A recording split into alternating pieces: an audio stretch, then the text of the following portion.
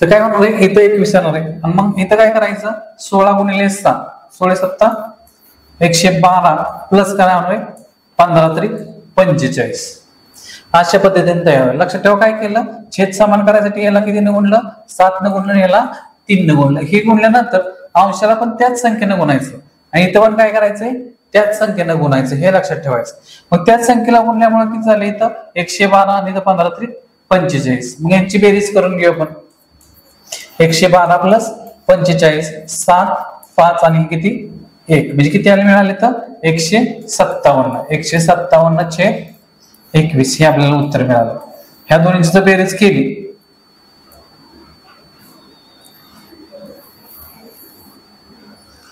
काय मिळतं इथं तर 157 छेद 21 हे उत्तर मिळते आपल्याला. पुन्हा एकदा सांगतो काय करायचं, ज्यावेळेस छेद समान असेल त्यावेळेस दिलेलं काय करायचंय, जे बेरीज वजाबाकी काही क्रिया दिलेली असेल त्याप्रमाणे करायचं. ज्यावेळेस छेद समान नसेल तर काय करायचं, छेद समान त्यांचा करून घ्यायचा. छेद समान करायचं म्हणजेच काय करायचं तर त्यांचं काय घ्यायचंय लसावे घ्यायचं. लसावे घ्यायचं इथं तर काय केलं मग यांचा 7 आणि 3 चा लसावे किती येतो तर 21 लसावे येतो. मग 21 म्हणल्यावर याला 7 न गुणलं आणि याला 3 ला गुणलं, ह्या 15. त्याच्यामुळे मिळालं किती आपल्याला 112 आणि 15 त्रिक 45 भागिले काय आलं 21 मिळालं आपल्याला. नंतर मग काय केलं यांची बेरीज केली, जो काय छेद आहे काय करायचा तसाच मांडायचा. ठीक आहे, आता पुढचं उदाहरण बघू आपण.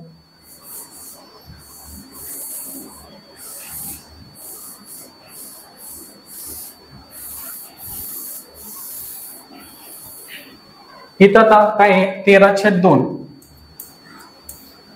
वजा 14/4 बरोबर आहे. 13/2 वजा 14/4. आता इथे याच्यामध्ये काय करायचं, याच्यामध्ये वजाबाकी करायची. वजाबाकी करताना लक्षात ठेवायचं वजाबाकी बेरीज करताना छेद समानच पाहिजे. इथं छेद समान आहे का आपल्याला नाही, छेद समान. मग छेद समान नाही तर काय करायला लागेल, इथं काय करायला लागेल यांचा लसावी किती येणार आहे तर लसावी म्हणजेच काय ह्या दोन्हीच्या पाड्यात असणार आहे, म्हणजे दोन्हीने भाग जाणार लहानातला संख्या. मग एकूण येऊ शकते इथं तर इथं 4 येऊ शकते. 2 दुणे 4 आणि 4च्या पाड्यात तिथं 4 आहे. त्याच्यामुळे काय केलं इथं 2 न गुणलं, इथं पण किती गुणायला लागलं 2 न. इथं किती न इथं गुणायचं नाही, म्हणजे किती न गुणायचं आपल्याला 1 नच गुणायचं, म्हणजे 30 संख्या येणार आहे. मग कसं आलं इथं 13 दुणे 26 वजा 14 छेद किती आले 4 मिळाले. इथं 4 मिळालं तर इथं किती मिळालं आपल्याला 12/4. हे असं पण लिहू शकतो आपण, किंवा जर याच्या पुढे जर पर्यायामध्ये उत्तर असेल तर ह्याला सुद्धा ह्याला भाग लावू शकतो. म्हणजे किती आले 4 त्रिक 12 हे झालं उत्तर. पर्यायामध्ये हे दोन्हीतलं कुठलं तरी आपल्याला काय ह्या दोन्हीतलं उत्तर कुठलं ज्याप्रमाणे असेल, जर भाग लागत असला इथं तर भाग लावायचा ते आणि पूर्ण संख्या इथं घ्यायची. ठीक आहे, लक्षात ठेवायचं वजाबाकीने बेरजेला काय करायचं छेद समान झाला पाहिजे. त्याच्यानंतर इथं पुढचं घेऊ 15/5 वजा 12/10. इथं पण तसं करायचं, वजाबाकी छेद समान झाला पाहिजे. छेद समान झाला पाहिजे कसं करायचं, पुन्हा एकदा पाहिजे लसावी कसा काढला होता 5 आणि 10. मग काय करायचं लहानात लहान संख्या घ्यायची की दोन्ही संख्येला भागा. कुठली संख्या मग 5. मग 5 1 5 5 2 10 शिल्लक कुठले राहिले इथं 5 2 10. इथं लसावी आपल्याला काय मिळाला तर 10 लसावी मिळाला इथं. मग तो झाला पाहिजे इथं, मग 10 झाला पाहिजे. इथं किती न गुणायला लागणार आपल्याला 2 न गुणायला लागणार आहे. इथं पण किती न गुणायला लागणार आहे 2 न. मग किती आले 30 वजा 12/10 बरोबर आहे. मग 30 वजा 10 किती आले इथं तर 18/10.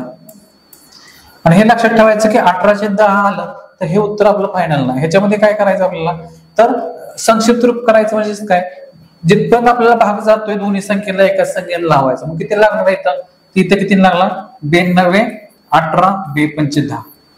हे काय झालं आपलं 9/5 काय झालं आपलं इथं उत्तर आलं. किती आलं इथं 9/5 हे उत्तर मिळालं आपलं. काय करायचं इथं लक्षात ठेवा 18/10 आल्यानंतर सुद्धा काय करायचं हे उत्तर नाही, तर त्याच्यानंतर आपल्याला संक्षिप्त रूप द्यायचं की जेणेकरून आता इथं दोन्ही संख्येला अशी संख्या कुठली आहे का की जी दोन्ही संख्येला भाग जातोय तो आहे किती न 2 न भाग लावू शकतो. 92 18 2 10. आता इथं 9/5 मिळाल्यानंतर इथं आहे का कुठं की आपल्याला असा भाग जातो असं आहे का तर नाही. कुठलीच अशी संख्या नाही की दोन्ही संख्येला भाग जायचं, त्यामुळे हे काय आपलं उत्तर नाही याच्यामध्ये. ठीक आहे, पुन्हा एकदा सांगतो की ह्याच्यामध्ये अपूर्णांकाची बेरीज आणि वजाबाकी जर करायचं असल्यास त्याचं काय पाहिजे छेद समान करून त्यांची बेरीज किंवा वजाबाकी करायची. छेद समान न करता काय त्याची करायची नाही, बेरीज आणि वजाबाकी करायची नाही. ठीक आहे. आता व्यवहारांचं काय करायचं आहे, गुणाकार आणि भागाकार करायचं. ठीक, गुणाकार आणि भागाकार ते बघू आपण. आता गुणाकार जसं आपण बघितलं की बेरीज आणि वजाबाकीमध्ये काय करायला लागते, छेद त्यांचा काय करायला लागतो, समान करायला लागतो. पण आता गुणाकार भागाकारामध्ये काय नियम आहे काय ते बघू. आता इथं आपण 15/6 गुणिले 18/5. ठीक आहे. आता काय बघितलं, बेरजेमध्ये त्यांचा काय करायला लागतो, छेद समान करायला लागतो. पण याच्यामध्ये ज्यावेळेस आपण गुणाकार किंवा भागाकार करताना त्याचं काय करायला लागत नाही, छेद समान करायला लागत नाही. आपण हा डायरेक्ट यांचा गुणाकार भागाकार करू शकतो. आता कसं करायचं, तर भाग लावताना काय करायला लागतं इथं लक्षात ठेवायचं. भाग लावताना आपण ह्या छेदाने ह्या अंशाला सुद्धा लावू शकतो, ह्या छेदाने ह्या अंशाला सुद्धा भाग लावू शकतो.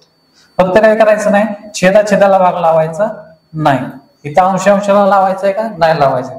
पुन्हा एकदा लक्षात घ्या, पुन्हा एकदा सांगतो. इथं लिहिताना कसं लिहिलं आपण, 15/6 गुणिले 18/5. इथं लक्षात ठेवायचं, अंशाने छेदाला भाग लावू शकतो. इथं पण अंशाने छेदाला लावू शकतो. ह्या छेदाने ह्या अंशाला किंवा ह्या छेदाने ह्या अंशाला, ह्या अंशाने ह्या छेदाला भाग लावू शकतो. परंतु छेदाचा आणि अंशाचा भागाकार करायचा नाही. ही फक्त गोष्ट चांगली लक्षात ठेवायची. आता कसं करायचं मग, आपण अंश छेदाला लावू शकतो तर मग कितीने करायला लागतं. आता इथं 5×1=5, 5×3=15. काय केलं, 5 तिरकरावला 5×1=5, 5×3=15. इकडे पण किती आले, 6×1=6 आणि 6×3=18. बरोबर. शिल्लक काय करायला इथं 3×3. छेदात किती राहिले इथं 1×1, म्हणजे किती मिळालं आपल्याला 9/1 मिळालं. मग 9/1चा अर्थ काय होतो, तर 9. ज्यावेळेस छेदात 1 असतील त्यावेळेस नाही मांडले तरी काय होतील, चालते. याचं उत्तर किती मिळालं आपल्याला इथं 3×3=9 हे उत्तर मिळालं. दुसरा बघू. आता दुसरा किती आहे, 45/6 गुणिले 15/15. बरोबर. 45/6 गुणिले 15/15. मग इथं पण तसंच करायचं. कसा भाग झाला इथं मग, 15×15, 15×3=45. इथे किती जाईल, 3×2=6 आणि 3×5=15. बरोबर. आता ह्याच्यानंतर मग पुढे राहते का संख्या की जिथं भाग जाईल, असं कुठल्या तरी संख्येने भाग जाईल का, 3 इथं 2 ला जाईल का, इथं 2 ला 5 ला जाईल का, तर नाही जाणार. मग ह्याच्यानंतर पुढे ज्या संख्या राहिल्या, कुठल्या संख्या राहिल्या ते पुढे घ्यायच्या. मग कुठली राहिली इथं, ह्याच्यामध्ये 3 राहिलेले, ह्याच्यामध्ये 5 राहिलेले आणि छेदामध्ये किती राहिले, इथं 2 राहिले. बरोबर.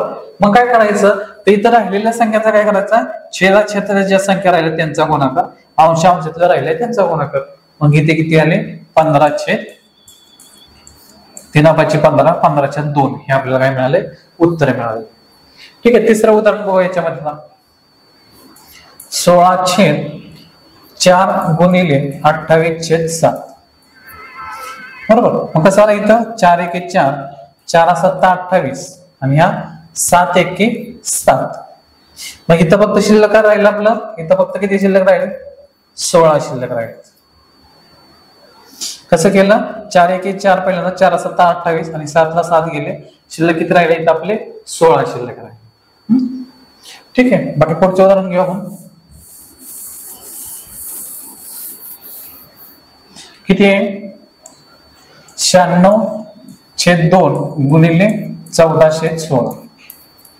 मग इथं कसं आलं, बे-14, 16×16, 16×16. आता इथे शिल्लक किती राहिले इथं, तर अंशामध्ये इथं पण शिल्लक राहिले 6×7. छेदात किती तिथं 1×1, मग किती झाले 6×7=42/1, म्हणजे किती आलं आपल्या इथं 42 झालं.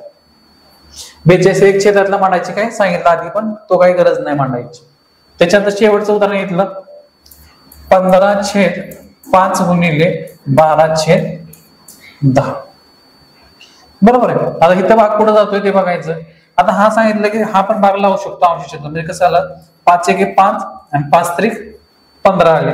इथं भाग जातोय का, तर जातोय. 2×5=10, 2×7=12. आता इथं भाग जातोय का, ह्यांचा भाग जातोय, पण हे काय अंशात आहे, त्यामुळे काय करायचं नाही, हा पण घ्यायचा नाही. हा आपण कुठला घेऊ शकतो, छेदात जर असतं तर भाग लावला असता, पण इथं तशी कुठलीच संख्या राहिला शिल्लक काय, 3×6=5, 6×3=18/5. हे काय झालं आपलं उत्तर झालं. मग या गोष्टी लक्षात घ्यायच्या की ज्यावेळेस बेरीज किंवा वजाबाकी ज्यावेळेस आपण करू त्यावेळेस काय पाहिजे, छेद समानच पाहिजे. गुणाकार भागाकार असताना काय करायचंय, छेद समान करायचं नाही. पण हे लक्षात ठेवायचं की छेदांचं काय करायचं नाही, भाग लावायचा नाही आणि अंशांशाचा सुद्धा लावायचा नाही. छेद आणि अंशाचा असेल तर भागाकार करू शकतो. पुढे बघू. त्यानंतर भाग करायच्या मध्ये आता भागाकार करताना कसं आहे, 12/5 भागिले 18/5. आता लक्षात ठेवायचं हे भागिले म्हणजेच काय असतंय, ज्यावेळेस भागिले असते तर काय करायचं आपल्याला, ज्यावेळेस गुणिले करायचे तर हे असा अपूर्णांक जो पहिला अपूर्णांक आहे तो तसाच मांडायचा. दुसरा जो अपूर्णांक आहे भागिले म्हणजेच काय असतंय, उलटून गुणिले. म्हणजेच कसं करायचं तर ह्याचा अंश काय करायचा आहे, ह्याचा छेद जो असतो त्याचा अंशस्थानी आणि अंश असतो तो छेदस्थानी घ्यायचा. म्हणजे कसं, हे चिन्ह कुठलं घ्यायचं, जे भागिले होते ते काय करायचं, गुणिले चिन्ह घ्यायचं आणि इथं काय करायचं, जे 18/5 आहे त्याला काय करायचं, 5/18 करायचं.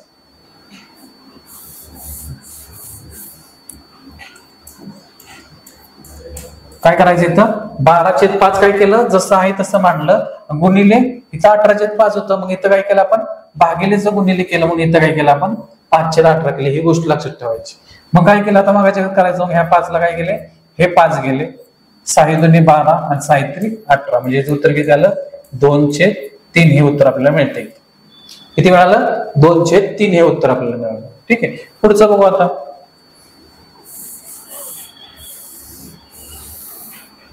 इथे किती दिलेले, 45/6 भागिले 15/6 हे दिलेला आपला प्रश्न असं. तर मग आता काय करायचं, भागिले करायचं का तर नाही. इथं पण कसं करायचं तर पहिल्यांदा जो अपूर्णांक इथे लिहून घेऊ 45/6. इथं पण काय गुणिले. गुणिले कसं करायचं, अंशातला छेदात आणि छेदातला अंश. म्हणजे किती आले, 15 आले. मग 6 ला 6 गेले, 15 गेले 15, 15 25. मग उत्तर याचं किती मिळालं आपल्याला, 3 हे उत्तर मिळालं.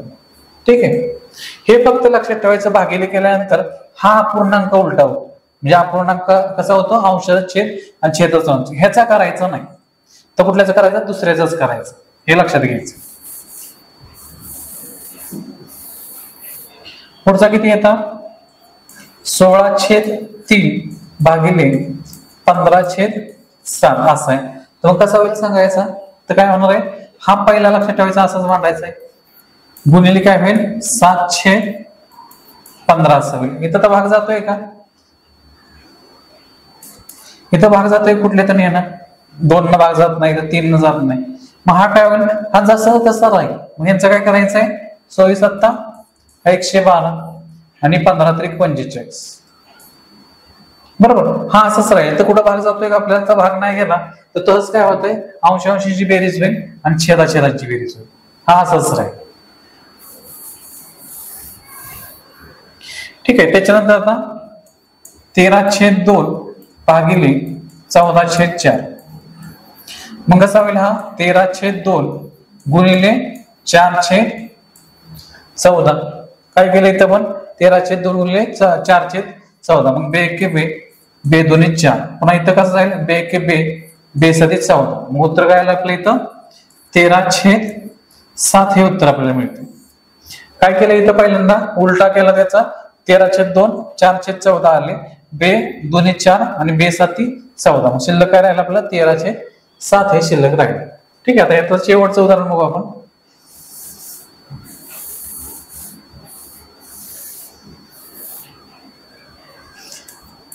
(15/5 भागिले 12/10). 15/5 भागिले 12/10. त्याचं पण काय करायचं, 15/5 गुणिले 10/12.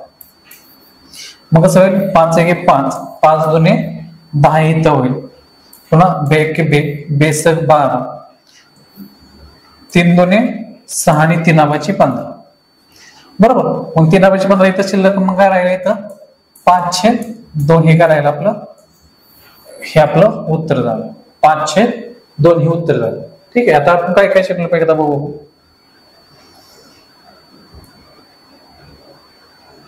तर काय शिकलो, तर अपूर्णांक कुठल्या कुठल्या प्रकारचे, तर अपूर्णांक हे 2 प्रकारचे, व्यवहार्य अपूर्णांक, दशांश अपूर्णांक. ते कसे ओळखायचे, त्याच्या अंशाने कसा असतो छेदन, याच्यामध्ये कसं असते दशांश किंवा दशांश चिन्हाचं रूपात लिहिलं जातं.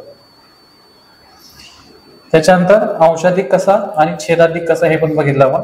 याचा अंश जास्त तो अंशाधिक, त्याचा छेद जास्त तो छेदाधिक. दशांश आणि आवर्ती हे पण बघितलं आपण. त्याच्यानंतर कसं करायचं, अपूर्णांकाचं रूपांतर दशांश अपूर्णांकात करायचं शिकलो.